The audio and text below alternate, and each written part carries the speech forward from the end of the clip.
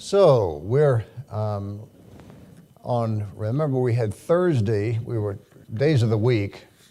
It's easier for us if we can put it in our own context, Monday, Tuesday, Wednesday, and Thursday. So it's Thursday night is when they had the Passover meal. Jesus was hosted a Passover meal for his disciples in the upper room. At that time, he established the Lord's Supper. At that time, too, he was betrayed by Judas.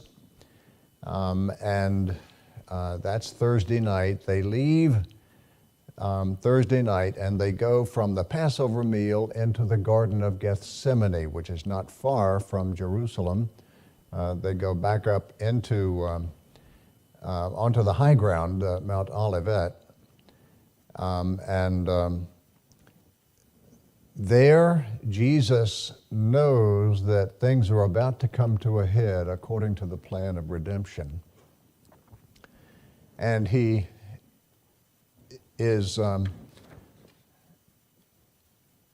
asks his, I'll begin reading.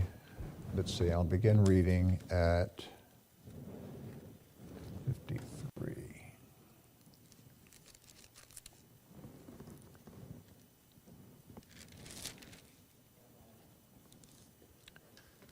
Let me just read, and it'll give us the most accurate setting. I'm starting in verse 32 of chapter 14. And they went to a place called Gethsemane, and he said to his disciples, "Sit here while I pray." And he took with him Peter and James and John, and began to be greatly distressed and troubled. And he said to them, "My soul is very sorrowful, even to death. Remain here and watch." And going a little farther, he fell on the ground and prayed, that if it were possible, the hour might pass from him. And he said, "Abba, Father, all things are possible for you. Remove this cup from me. Yet not what I will, but what you will." And he came and found them, that is, Peter, James, and John, he found them sleeping. And he said to Peter, "Simon, are you asleep? Could you not watch 1 hour? Watch and pray that you may not enter into temptation. The spirit indeed is willing, but the flesh is weak." And again he went away and prayed, saying the same words. And again he came and found them sleeping, for their eyes were very heavy, and they did not know what to answer him. And he came the third time and said to them, "Are you still sleeping and taking your rest? It's enough. The hour has come. The Son of Man is betrayed into the hands of sinners. Rise, let us be going. See, my betrayer is at hand." Continuing in 43. And immediately while he was still speaking, Judas came, one of the 12, and with him a crowd with swords and clubs from the chief priests and the scribes and the elders. Now the betrayer had given them a sign, saying, "This one I will kiss. The one I will kiss is the man. Seize him and lead him away under guard." And when he came, he went up to him at once and said, "Rabbi," and he kissed him. And they laid hands on him and seized him. But one of those who stood by drew his sword and struck the servant of the high priest and cut off his ear. And Jesus said to them, "Have you come out as against a robber with swords and clubs to capture me? Day after day I was with you in the temple teaching, and you did not seize me, but let the scriptures be fulfilled." And they all left him and fled.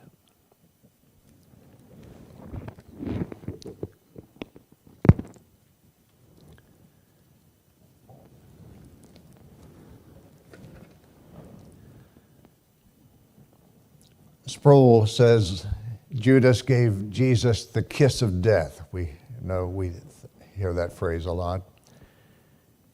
Sproul says, it's common to hear us, "Do you know Jesus?" we say to each other. Do you know Jesus? What's more important, says Sproul, is to ask, does Jesus know you?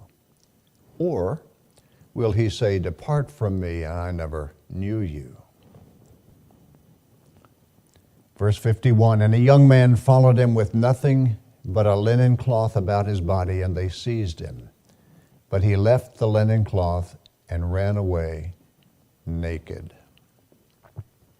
Who do you suppose that is?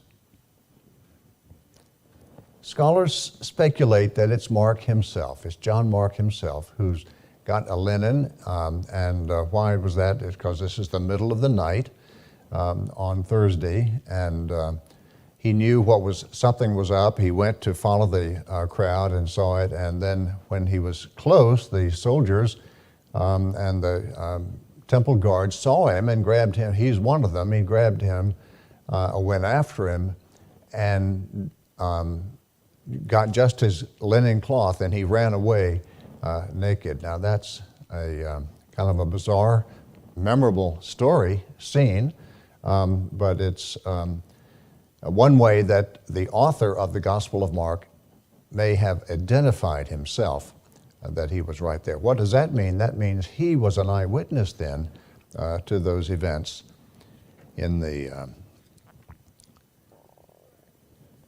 garden. So the young man ran away naked, exposed, embarrassed probably.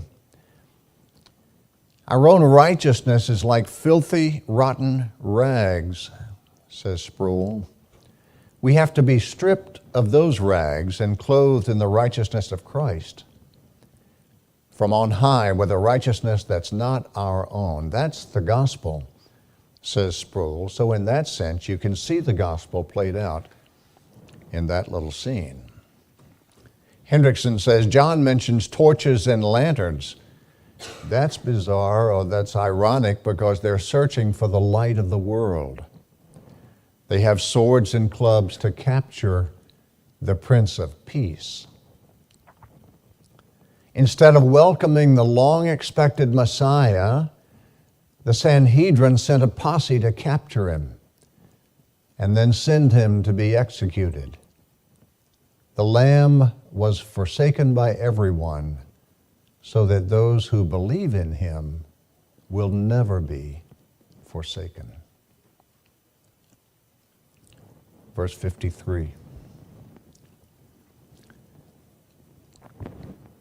And they led Jesus to the high priest, and all the chief priests and the elders and the scribes came together. That would make up the Sanhedrin.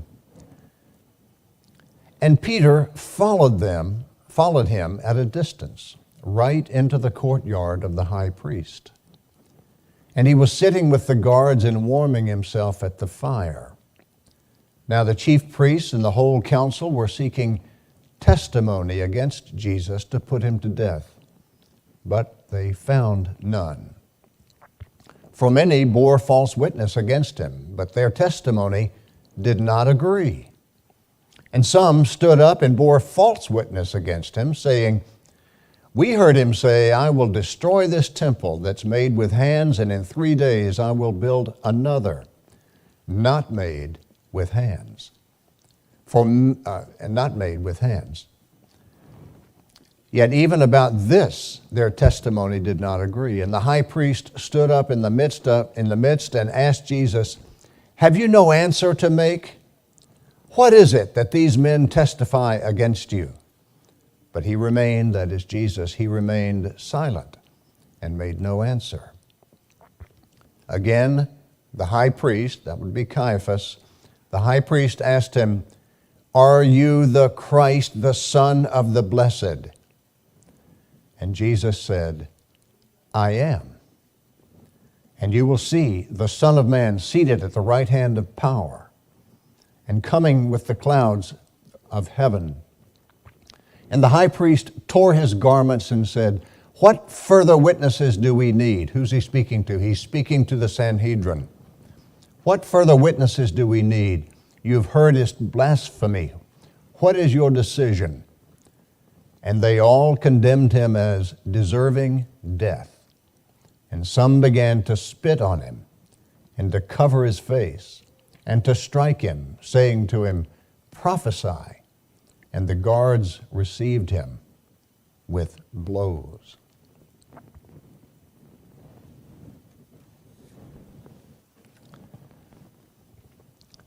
Remember, there are two trials.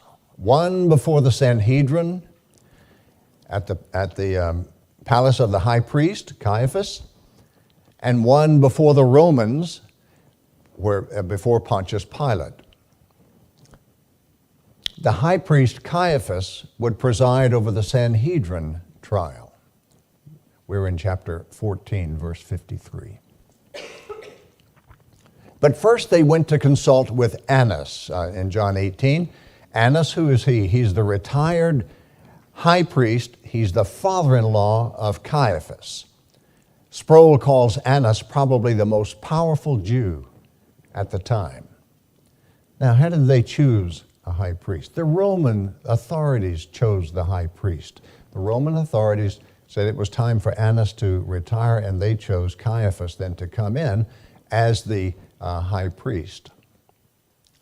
Caiaphas, the high priest, lived in an elaborate palace with a courtyard, a grand stairway entrance, and large rooms inside. Caiaphas was a Sadducean aristocrat.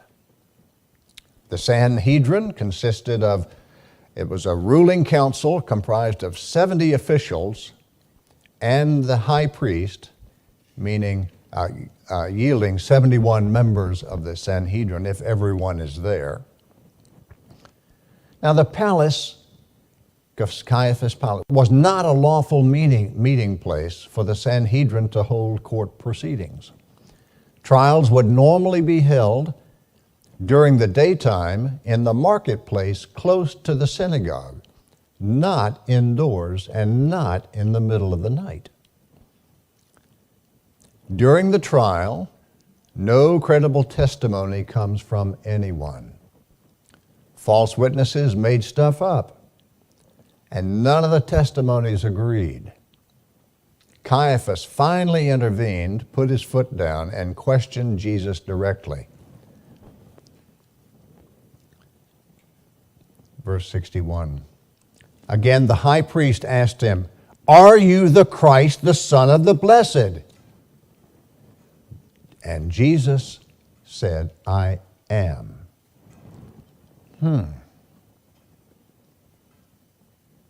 Finally, Caiaphas intervenes. Jesus answers directly. He says, "I am, and you will see the Son of Man seated at the right hand of power, coming with the clouds of heaven." That's just too much for Caiaphas.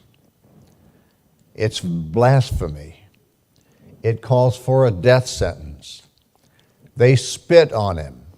They blindfold him. They strike him, and they hounded him to tell him who's striking. If you can prophesy, so they put a hood over his head. He can't see who's beating, who's taking these. They said reeds. These are stiff pieces of wood, kind of like a walking cane for us, and so it hurts when you get hurt Okay, now if you can prophesy, you tell us who hit you that time. Bang. Who hit you that? Bang. Who hit you that time? Jesus is silent. Ferguson says Jesus was silent before the false charges, but he answered the true charge. Are you the Christ, the Son of the Blessed? How could this man, standing alone and powerless before the Sanhedrin, how could he possibly be the glorious Messiah of the Jewish people? It just didn't make sense. Caiaphas called for a verdict. Guilty. He deserves to die. And then the torment began when he was blindfolded. Picking it up at verse 66.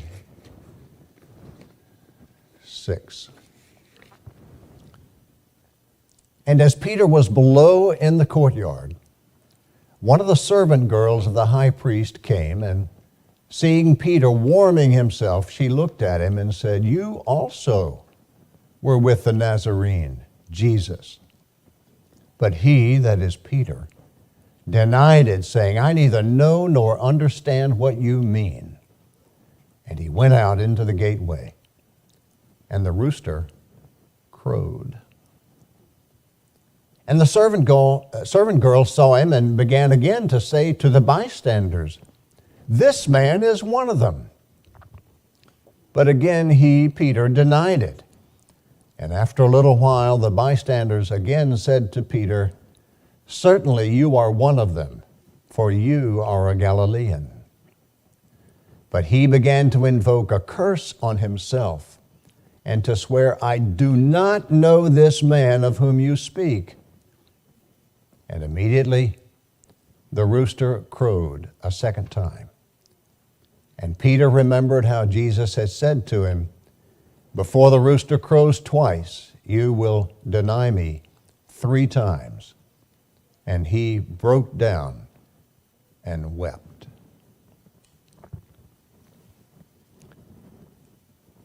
First, the girl says it to Peter, "You're one of them." And then the girl says to the bystanders, "He's one of them." And then the bystanders say to Jesus, "You're one of them." And then the rooster crows for a second time. Nazarenes, as a rule, were disregarded as backwater kind of rednecks with a peculiar accent. Easy to identify them. The rooster crows a second time. Peter is broken. He weeps. Ferguson says leaders, these are gentlemen scholars. Remember who they are? The Sadducees are. They're the faculty of Yale Divinity School, or they're the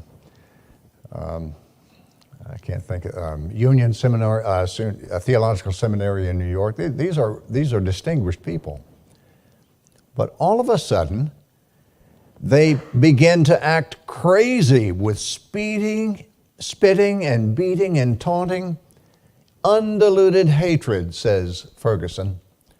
Like beasts of passion, they reject Jesus. Now, believers have been treated like this in history before and are treated like this sometimes today. And in some places, we know that Christians are severely persecuted. Later, Peter called Jesus our example in suffering. In 1 Peter, Peter writes, "When he was reviled, he did not revile in return. When he suffered, he did not threaten, but he continued entrusting himself to him who judges justly." And then Ferguson recalls this line in the hymn, "In my place condemned he stood, sealed my pardon with his blood. Hallelujah, what a Savior." For Sproul, the Sanhedrin trial was a travesty. Peter kept his distance, not wanting to be killed himself. He wanted instead to be safe and comfortable by the fire. Now, trials could not be held on a Sabbath or on a feast day or on the eve of a feast day or a Sabbath. Here was another violation of the Sanhedrin rules. Jesus is on trial upstairs and Peter on trial in the courtyard. Following Jesus at a distance to be safe as a Christian is to deny Jesus, essentially.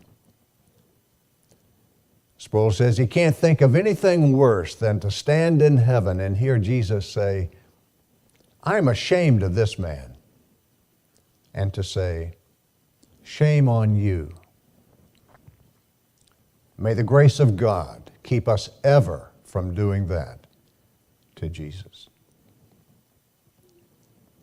Hendrickson takes us to Luke 22 in verse 60-62. "But Peter said, 'Man, I do not know what you're talking about.' And immediately while he was still speaking," this is Luke's account, "the rooster crowed, and the Lord turned and looked at Peter.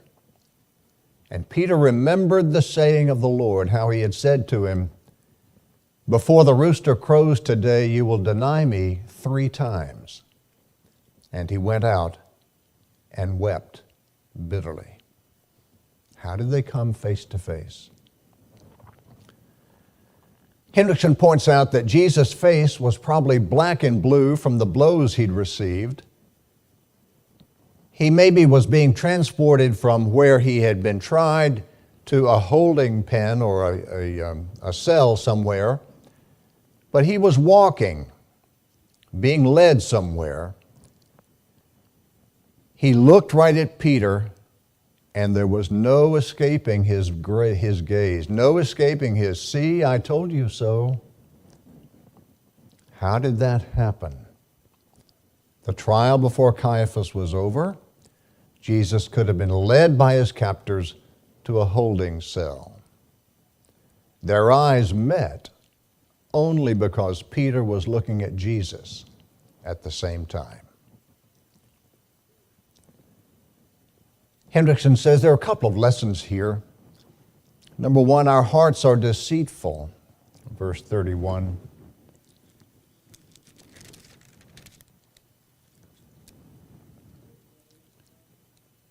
"If I must die with you, I will not deny you." And they all said the same. They all said the same. Everybody, "Hey, Peter's speaking for this. I'm with you, Peter. I'm with you. I will not deny you, Jesus." "I'll go to my death with you," said Peter, and all the disciples agreed. Peter's public denials must have been tremendously painful for Jesus. More painful, perhaps, even than the blows he had just received. Peter was a friend and favored disciple, and Peter had denied him 3 times. Jesus predicted it, and he knew it had happened before they both heard the rooster crow. Jesus reveals God's grace and his forgiving love. We don't know the tone of his look, but we can recall Isaiah 1:18, "Come now, let us reason together, says the Lord. Though your sins are like scarlet, they shall be as white as snow. Though they are red like crimson, they shall become like wool." We can also remember Isaiah 53:6, "We all like sheep have gone astray. We have turned everyone to his own way. And the Lord has laid on him the iniquity of us all." We can also remember Isaiah 55:6 and 7. "Seek the Lord while he may be found. Call upon him while he is near. Let the wicked forsake his way, and the unrighteous man his thoughts. Let him return to the Lord, that he, the Lord, may have compassion on him, and to our God, for he will abundantly pardon." Remember who Mark's readers are. These are young Christians in Rome. They are being persecuted by the Roman authorities. And we can imagine that these original readers, were greatly encouraged by this story. Why? Because Peter, known to be a faithful servant, known to this small congregation in Rome, known to be a faithful servant, Peter himself had sinned 3 times. Grievously he had been forgiven and restored, because they knew that Peter had become a rock, a pillar of the church.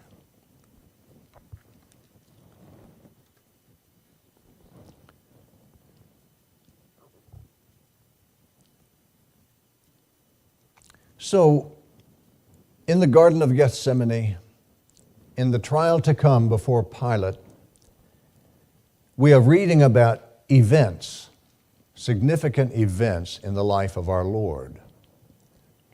But Christianity, you see, is not centered upon events. They're centered upon doctrines or beliefs and behaviors. But the events that we just read about lead to doctrine. They lead to principles. They lead to lessons about life. So by looking at these events, we can see that these events then mark milestones, and from them we have lessons. From them we emerge from that with our faith stronger and with our devotion even deeper than before. We are Jesus' people. He died to fulfill God's plan. He died to save us. He died to make access to God, and He died to experience death on our behalf, a death that's coming in the next chapter. So He deserves our devotion and dedication. Let us be the new people He created by His blood. Moving to chapter 15. Chapter 15 has 6 major events. Jesus is going to be delivered by the Pharisees, by the Sanhedrin, to Pilate. Pilate is going to turn Jesus over for crucifixion. A whole battalion of Roman soldiers is going to mock Jesus. He's going to be crucified. He will die on the cross, and He'll be buried. There are parallel accounts to chapter 15 in Matthew 27, Luke 23, and John 18 and 19. And as we discuss it, we'll pick up some of those parallel perspectives.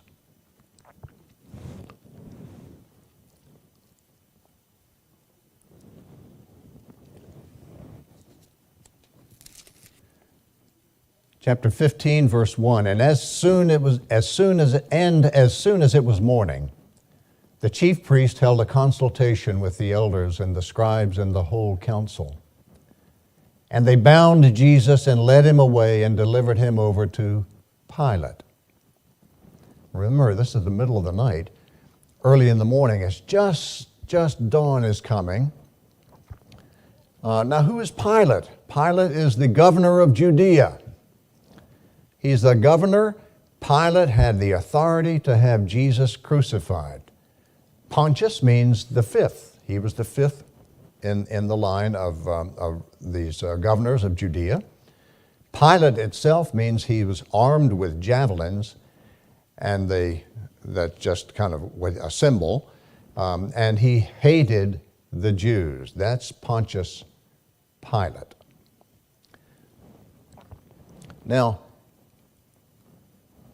when Pontius Pilate hears that Herod is in town, Herod Antipas, and he knows that Jesus is from Galilee, he says, "Oh, I'll consult with Herod Antipas and get his point of view, and he may have some insights that I don't have." Luke 23. Now, Herod Antipas is the tetrarch of Galilee and Perea.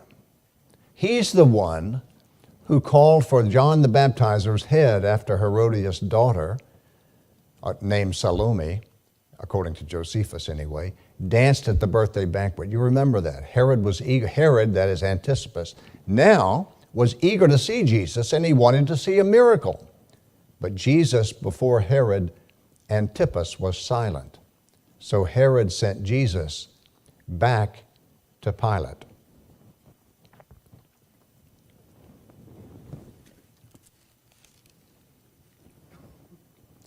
And Pilate asked him, here's Jesus now before Pilate. Pilate asked him, "Are you the king of the Jews?" And he answered him, "You have said so."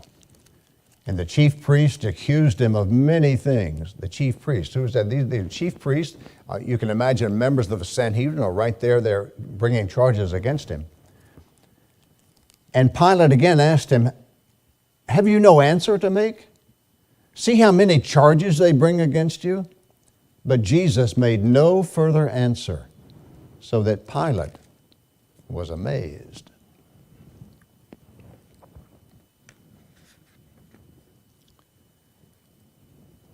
So the Sanhedrin, meeting at dawn, drew up charges against Jesus for Pontius Pilate, the Roman governor. They knew they had to go there. It had to meet early because Roman trials typically started early in the morning. And they knew they had to get Jesus to Pontius Pilate right away. Now, before, the Pharisees had taken the law into their own hands. Remember, they didn't have the authority to execute people. But they'd taken that authority when they stoned Stephen. But now they were afraid of the people, and they knew that the Romans would be blamed for Jesus' death. If we can get them to do it, the people won't have an argument against us. Now, in Roman courts, when the evidence is in, the magistrate consults with others, and then he can make a decision. And once it's decided, the sentence is carried out immediately. There is no waiting. The Jews knew that a charge that Jesus claimed to be the Son of God would mean nothing to Pilate. What is that to me? We have a lot of gods in the Roman. What does that mean? You're the king of God. What is that to me? So instead, the Pharisees charged him with treason against Caesar. Now that would be a political threat to the Romans. Remember the coin? Should we be taxed? Give to Caesar what is Caesar's, give to God what is God's. King of the Jews, for Pilate, is an ambiguous term. Sanhedrin thinks they can use that as a threat to Caesar. Verse 3, the chief priests do the questioning, and Pilate listens. You have said so, in verse 2. That's an indirect reply, and it's interpreted as an affirmation of Jesus' claim. Then there is more questioning by the chief priest. Have you no answer? Now, in Roman courts, the law is on the side of the accusers when the defendant says nothing. It's consent in the court. It's like sheep is silent before his shearers, Isaiah 53:7. So things are not looking good for Jesus before Pilate. Picking up in verse 6.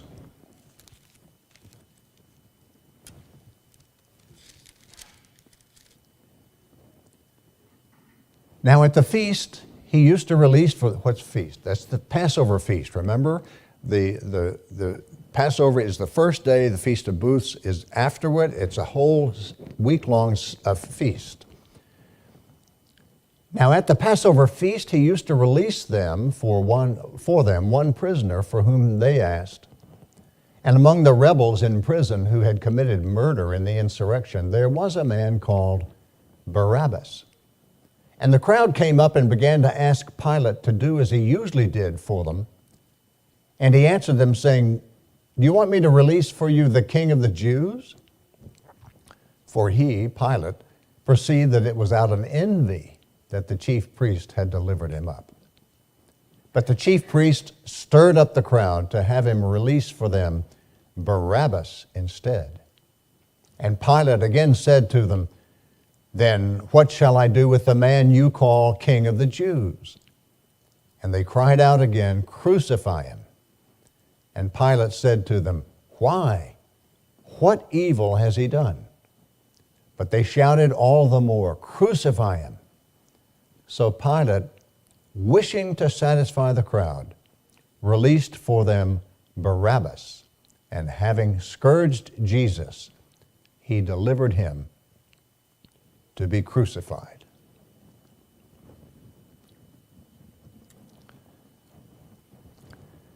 Remember, this is early Friday morning, probably at dawn. Pilate knows that Jesus is innocent. We check Luke 23, verse 14. He says, this is from Luke. Pilate then called together the chief priests and the rulers and the people and said to them, you brought me this man as one who was misleading the people. And after examining him before you, behold, I did not find this man guilty of any of your charges against him. Now, who's in the crowd? The multitude was mainly from Jerusalem. They were local folks. the pilgrims who were coming in for the Passover feast probably stayed outside, most of them outside of Jerusalem, and they probably weren't even up yet. They may not even have been aware of the trial. The locals didn't like Pilate, and they didn't trust him. Pilate hated the Jews. So if envy was the reason for the trial, as Pilate saw it, Pilate wanted all the more to release Jesus back to the Jews to irritate them even more. Moreover, he had no legal basis for executing him. The Sanhedrin, though, said to execute Jesus. Pilate didn't want to execute an innocent man. The people didn't like Pilate, so the people, these local people, they sided with their Sanhedrin, and they went against the Roman magistrates. So who's ruling now? Who's ruling? It's mob rule. The pilgrims who had followed Jesus at the triumphal entry were not in this crowd. It was too early for them. The crowd was about to riot. Pilate would be in big trouble with his Roman bosses if that happened. So he released Barabbas, and he started the process of crucifying Jesus, scourging to weaken his body with deep wounds through the skin. Bar means son of, Abba means father, Barabbas. Some manuscripts even say Jesus Barabbas. Jesus was a common first name. And if anyone knew what it was like to have someone die in one's place, it was Barabbas. Verse 7. So there's nothing about stealing things or about being a robber. Verse 7. And among the rebels in prison, rebels who had committed murder, that we understand, in the insurrection, there was a man called Barabbas. With Pilate presiding in court, the chief priest brought verbal charges against Jesus on behalf of the Sanhedrin.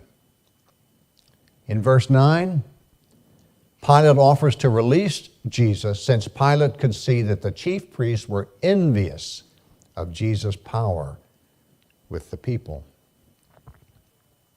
The chief priests get the crowd to call for releasing Barabbas and crucifying Jesus, and that's just what the Sanhedrin wanted. Their plan is starting to work. Crucifixion, we all know, is a horrible means of execution. Not nails, heavy spikes, driven into wrists or hands and into their heels. Soldiers then lifted the crossbar to hang on the vertical post. Death usually took 2 or 3 days. Symptoms were hunger, dehydration, muscle fatigue, and exposure. Breaking their legs accelerated death by asphyxiation because their legs would no longer could push up to free their lungs to take in air.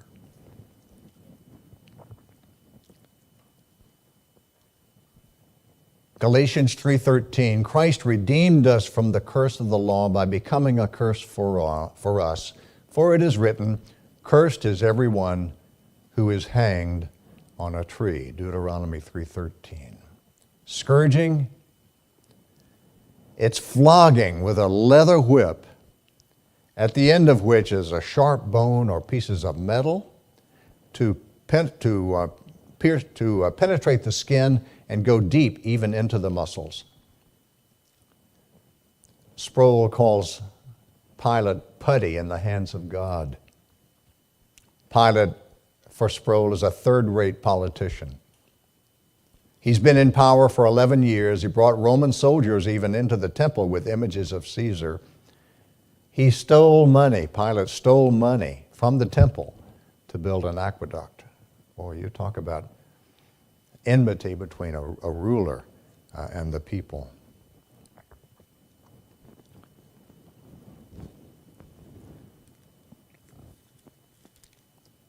Verse 16. And the soldiers led him away inside the palace, that is, the governor's headquarters, and they called together the whole battalion. And they clothed him, that is Jesus, in a purple cloak, and twisting together a crown of thorns, they put it on him. And they began to salute him. Hail, King of the Jews! And they were striking his head with a reed. Remember, that's a stiff stick.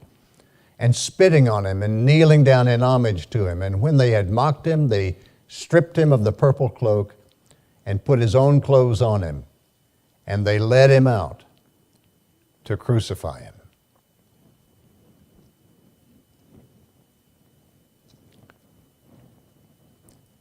How big is a battalion? 600 soldiers. The battalion I was in wasn't quite that many. But it's a sizable, it's several platoons. It's 5 platoons, 4 line platoons and a support platoon. 600 soldiers, they're all inside. Can you imagine? They're all inside, and they've got this one prisoner, and they dress him up in purple, put a crown of thorns around his head, and mock him as a king. They ridicule the normal royal custom of purple cloth and a crown of gilded leaves woven together. That is the crown of honor. We see it even when they have symbols of the Olympic champions. They have a crown woven together, and they're gilded. They're covered with gold. They gave him a reed as a scepter. Scepter is a sign of royalty. You have the authority, the scepter. And then they took it away and hit him with it over and over again. We know it's over and over again because in the Greek, the tense is imperfect. It happens now, again, again, again. Then they parade him through the streets, led by a soldier riding a horse, probably.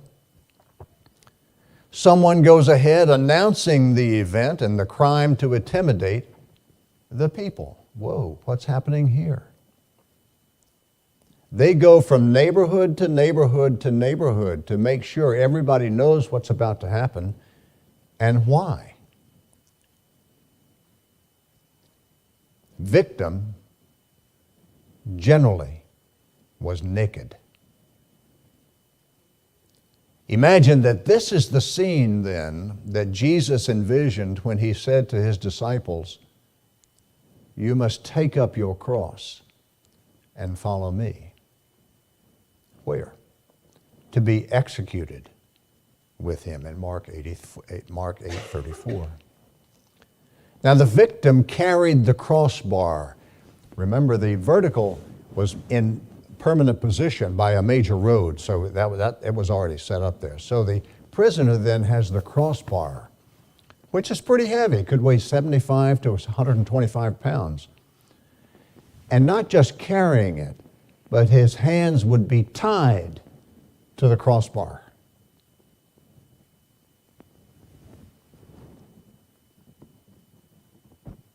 Verse 21.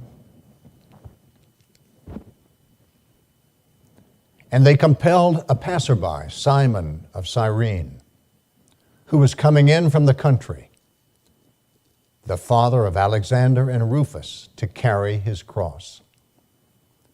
And they brought him to the place called Golgotha, which means place of a skull. And they offered him wine mixed with myrrh, but he did not take it. And they crucified him and divided his garments among them, casting lots for them to decide what each should take. And it was the 3rd hour, that's about 9 in the morning, when they crucified him, and the inscription of the charge against him read, "The King of the Jews." And with him they crucified two robbers, one on his right and one on his left. And those who passed by derided him, wagging their heads and saying, Aha! You who would destroy the temple and rebuild it in 3 days, false charge, save yourself and come down from the cross. So also the chief priests with the scribes mocked him to one another, saying, Ha! He saved others, he cannot save himself.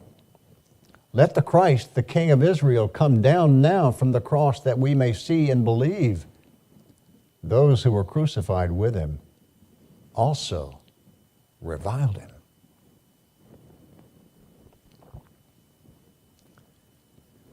Simon of Cyrene. Where's Cyrene? It's on the other side of the Mediterranean Sea. It's on the north coast of Africa. It's some 800 miles away from Jerusalem. He's known, identified as the father of Alexander and Rufus. Who are they? They're probably members of the church at Rome and may be known to be believers there. Rufus is also mentioned in Romans 16:13. Look at Simon of Cyrene. It's a portrait of true discipleship demanded by Jesus. Take up your cross and follow me. Golgotha, why does it have a name like that? Maybe the hill is shaped like a skull. Maybe it had skulls on the ground from executed prisoners lying around there. Jesus refuses wine mixed with myrrh. Now that was a primitive painkiller. Later in the afternoon, though, Jesus will accept a sip of bitter wine. Spurgeon, this is a quote, he writes this, "Was it out of love of suffering that Jesus refused the wine cup? Oh no. Christ had no love of suffering, but like us, he turned away from suffering. He never loved it. Why then did he suffer without the anesthetic? For 2 reasons, says Spurgeon. Because this suffering to the utmost was necessary to perfect his character as a merciful high priest, who has to redeem compassionate souls that have gone to the utmost of miseries themselves. That's us. And 2, that he might know how to minister to those who are thus tempted." What is myrrh? It's an expensive gift at Jesus' birth. Remember that? It was also used by Nicodemus to honor Jesus at his death in John 19. Nicodemus also, who earlier had come to Jesus by night, came bringing a mixture of myrrh and aloes, about 75 pounds in weight. So they took the body of Jesus and bound it in linen cloths with the spices, as is the burial custom of the Jews. The execution squad divides the spoils. Probably a squad of 4 men, 4 soldiers, overseen by a centurion that we'll hear from. The king of the Jews' sign was carried ahead of the prisoner through the streets, and then it was nailed to the cross above the prisoner's head. Now 2 robbers left and right. Now the Greek word can mean robber, or it can mean insurrectionist, or simply criminal. Robbery in Roman law was not punishable by execution. So terrorist insurgent is probably a better translation. So now what do we do with the thief on the cross? How often do we talk about the thief on the cross who came to faith? In Luke 23, they're called criminals. They're not called thieves. Now look at verse 28. Do you have a verse 28 in your Bible? It's missing in the ESV. It's probably a scribe insertion who's reflecting Isaiah 53:12. And here's Isaiah 53:12, numbered with the transgressors. Therefore I will divide him a portion with the many, and he shall divide the spoil with the strong, because he poured out his soul to death and was numbered with the transgressors. Yet he bore the sin of many and makes intercession for the transgressors. Luke 22, verse 37, for I tell you that this scripture must be fulfilled in me. And he was numbered with the transgressors, for it is written about me. For what is written about me has its fulfillment. Luke 23, one of the two with him came to saving faith. Luke 23, one of the criminals who were hanged railed at him, saying, are you not the Christ? Save yourself and us. But the other rebuked him, saying, do you not fear God, since you're under the same sentence of condemnation? And we indeed justly, for we are receiving the due reward for our deeds. But this man has done nothing wrong. And he said, Jesus, remember me when you come into your kingdom. And he said to him, truly I say to you today, you will be with me in paradise. The mocking from the scribes and the high priest the mocking was severe. He even closes, that we may believe in him. Come on down, that we believe in you. Yeah, right. We believe in him because he did not come down. Instead, he rose from the dead, but many even then didn't believe in him, even after the resurrection. But we read in Acts 6:7, the word of God continued to increase, and the number of disciples multiplied greatly in Jerusalem. And get this, a great many of the priests became obedient to the faith. There was darkness for 3 hours. Come down. Satanic taunt from the members of the Sanhedrin, the chief priests and the scribes, similar to his first temptations from Satan. Remember, Satan knows who Jesus is and that his power is unlimited. Satan also knows that Jesus is suffering great pain. So we can understand this. Come on down, show us that we may believe. That's a satanic taunt. Chief priests and scribes speak the truth. Jesus must die to satisfy God's perfect justice. There's no way around it. A ransom for many. And Sproul points out, it's not a ransom paid to Satan. Satan will never get a ransom from God. Ferguson says, Jesus' claim to be the Messiah was clear now to everyone. Only two possible responses. You reject the claim or you embrace the claim. And he was rejected by everyone. Simon, the father of Alexander and Rufus, apparently known to Mark's first readers, indicating, says Ferguson, that they had come to faith. And if the sons had come to faith, Alexander and Rufus, perhaps the same thing for Simon, their father, had also come to faith. So Jesus, in Ferguson's view, had begun his reign of grace in Simon's family. Only if Jesus refused to save himself, says Ferguson, could he save others. We're just out of time, so I'm going to stop there. We'll take it next time. We'll finish chapter 15. Jesus will die and be buried.